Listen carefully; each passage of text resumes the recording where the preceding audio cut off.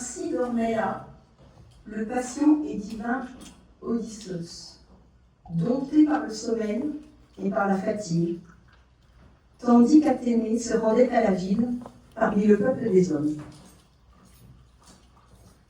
Selon la traduction de Le Comte de Lille, de 1867, c'est comme cela que commence le chant numéro 6 de l'Odyssée d'Homère.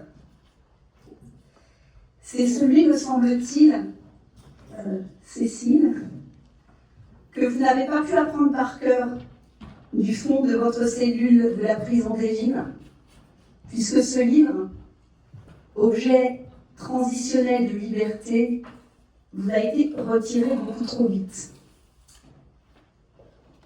Chère Cécile, si je puis me permettre cette formule, cher Jacques également, chers amis bâtonniers et avocats, chers élèves, chers membres du bureau et l'équipe de l'Érage, c'est avec beaucoup d'émotion que j'ouvre cette rencontre que nous appelions de tous nos vœux entre une marraine de promotion 2024-2025 et ses élèves.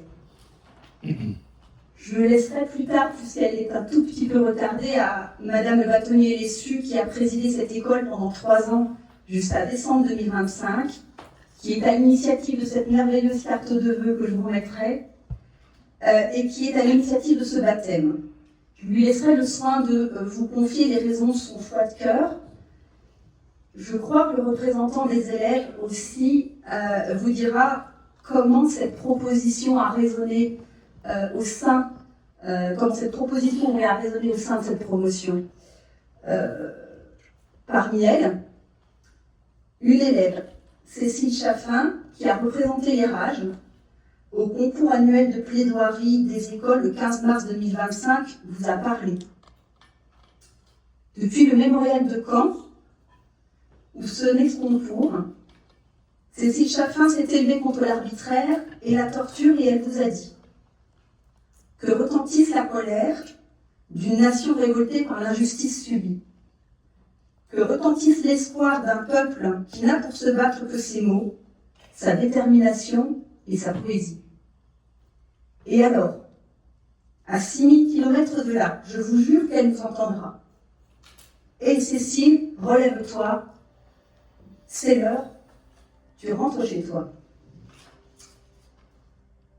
À travers sa voix, depuis quand, à travers ses mots, c'est la voix de tous les élèves de cette école, je pense. C'est la voix de tous les avocats du Grand Est, de Strasbourg à Mâcon. C'est la voix de tous les avocats de France qui est arrivée jusqu'à vous. Madame le bâtonnier Anne Lagari, qui est à côté de vous, élue à la conférence des bâtonniers et membre du bureau de l'école, prendra aussi la parole pour témoigner du travail mené par la conférence pour la défense des avocats en danger. Toutes ces voix qui ont traversé les pays, les frontières et les murs de l'enfer d'Évine, je crois avoir compris que toutes ces voix et bien d'autres encore vous sont parvenues.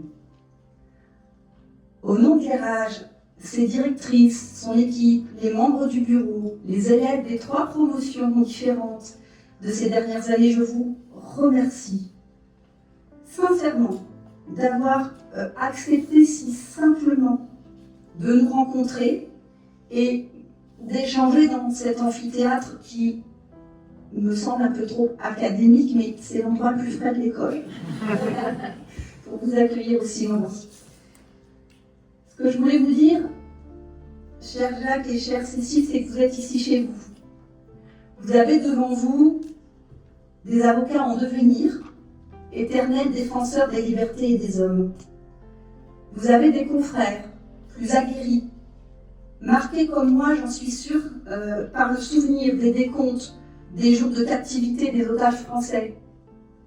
On a grandi selon qu'on était petit enfant, ado ou étudiant, avec les noms qui résonnent, Marcel Carton, Marcel Fontaine, Jean-Paul Kaufmann, Roger Haupt, tous les autres. Vous avez peut-être pas encore, ou ils arriveront plus tard, des collègues professeurs, je ne sais pas.